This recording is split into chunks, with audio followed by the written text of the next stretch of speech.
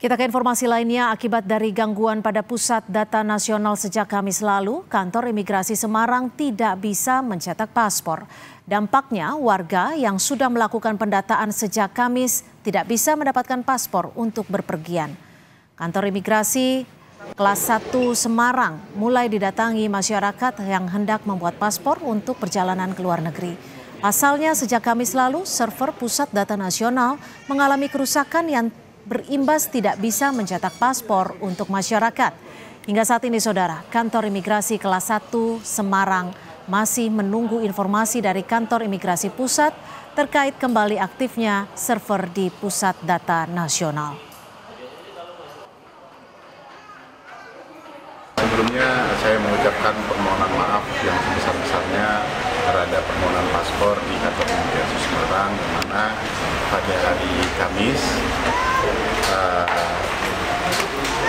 layanan paspor di kantor imigrasi Semarang terganggu.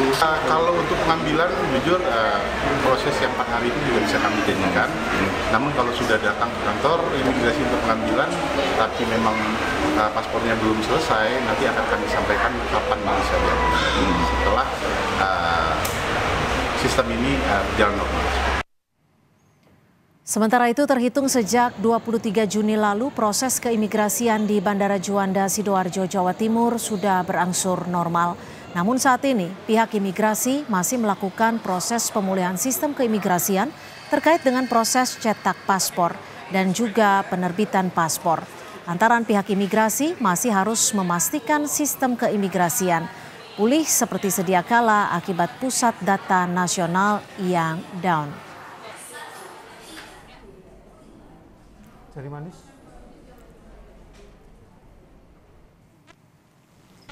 Wakil Presiden Maruf Amin minta serangan siber ke Pusat Data Nasional Kemenkominfo diinvestigasi. Wapres minta kejadian serupa tidak terulang. Kata Maruf Amin, Kementerian Kominfo dan Badan Siber dan Sandi Negara (BSSN) tengah menginvestigasi peretasan terhadap Pusat Data Nasional Kemenkominfo. Ya, yang utamakan kita itu kan mengembalikan apa istilahnya menormalkan keadaan ya, dan alhamdulillah sekarang sudah normal. Nah, sebabnya apa terjadi penurunan ini itu sedang dilakukan oleh pihak Kominfo dan juga oleh BSSN dan dari pihak keamanan sedang mencari sebabnya. Nah, dan kita berharap bahwa kejadian kemarin ini tidak terulang lagi. 5 hari usai serangan ransomware ke Pusat Data Nasional melumpuhkan sejumlah layanan publik, Polri menyatakan mengusut dugaan pidananya berkolaborasi dengan Kemenkominfo dan BSSN. Soal dugaan bocornya data Inafis Polri yang dijual belikan di dark web, Sandi bilang akan mengecek dan memitigasi.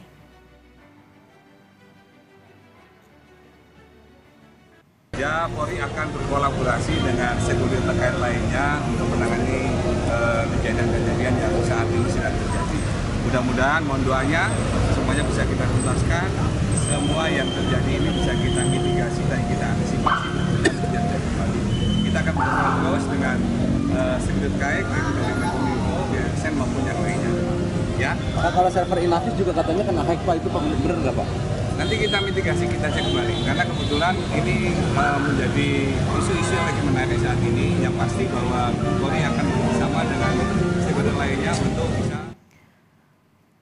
Menkominfo Budi Aris Setiadi menyebut tak akan membayar uang tebusan 8 juta dolar atau setara 131 miliar rupiah untuk pelaku serangan siber ke server PDN.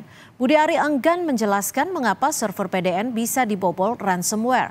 Sekalipun kena serangan siber, Budi Ari menyangkal jika sistem proteksi pusat data nasional disebut lemah. Pak. tunggu aja. Yang bertanggung jawab siapa jadinya Pak? Ya nanti kan lagi diurus sama tim terkait. Ya. Tapi ini Emang selama itu Pak ya sistemnya Pak? Bisa kumpul? Enggak juga emang ini. pemerintah akan bayar. Lalu bagaimana Pak? Enggak akan. Tidak akan. Lalu bagaimana memulihkan? Dia tunggu aja. Ini kan lagi di ini. Yang penting pusat layanan untuk publik udah bisa kita atasin. Ya? Tapi apakah ada data masyarakat Pak yang tersebar nantinya? Enggak.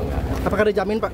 Kita harus jaga. Tapi ya? bagaimana evaluasinya Pak? Biar Pakar keamanan siber Alphonse Tanujaya menilai serangan siber ke server pusat data nasional Kemenkominfo terjadi saat karena ada celah keamanan yang belum sempat ditambal, sehingga ransomware bisa mengambil alih mesin server.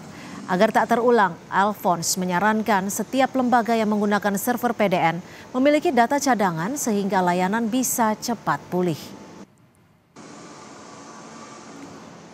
Saya rasa kemungkinan terjadi ada celah keamanan yang belum sempat ditambal, yang baru ya, zero day vulnerability, lalu penyerangnya mengirimkan skrip dan skripnya jalan langsung mengenkrypt semua virtual mesin yang ada di PDN sehingga mengakibatkan chaos seperti ini. Dan belajar dari pengalaman ini, mungkin setiap lembaga dan institusi yang memanfaatkan PDN disarankan memiliki backup sendiri.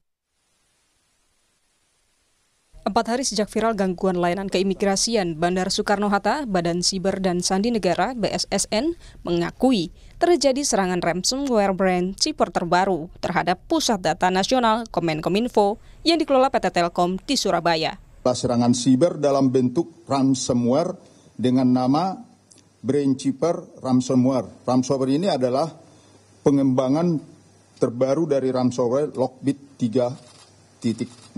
Jadi kondisinya barang bukti, evidence-nya itu terenkripsi. Karena serangannya kan mengenkripsi data antara lain. Jadi ini juga menjadi pekerjaan kita untuk kita pecahkan. Akibat serangan ransomware terhadap Pusat Data Nasional Kemenkominfo, layanan 210 instansi pusat maupun daerah mengalami gangguan. Sebagian diklaim telah berhasil dipulihkan. Data yang terjadi yang berdampak itu ada 210 instansi yang berdampak dari baik itu pusat maupun daerah. Jadi kita memigrasi data-datanya. Nah ini prosesnya bagaimana? Ini kecepatannya adalah harusnya bisa dipercepat apabila ada koordinasi antara tenan dengan penyedia layanan cloud-nya. Ketua Komisi 1 DPR Mutia Hafid menilai serangan siber terhadap Pusat Data Nasional tak hanya membuat layanan publik terganggu, namun juga berpotensi kebocoran data. Menurutnya, gangguan terjadi karena ketidakcakapan pengelola keamanan siber. Karena kita nggak mau ketika ada serangan, sistem down itu satu, layanan akan terganggu, tapi yang kedua juga potensi kebocoran data. Nah ini yang juga kemarin kami minta kepada Kemenkominfo untuk menjaga, melihat. Mau itu malfungsi, mau itu serangan, masalah utamanya ada pada ketidakcakapan cyber security kita. Jadi ini yang perlu diperbaiki ke depan. Kalau dalam beberapa hari ke depan belum ada perbaikan, kita akan panggil Menkominfo. Dari penelusuran, pelaku serangan ransomware terhadap Pusat Data Nasional Kemenkominfo meminta uang tebusan $8 juta atau 131 miliar rupiah untuk membuka data yang disembunyikan. Tak hanya kali ini, serangan siber dan dugaan jual beli data rahasia di dark web sudah sering terjadi dan kian marak. Tim Liputan, Kompas TV.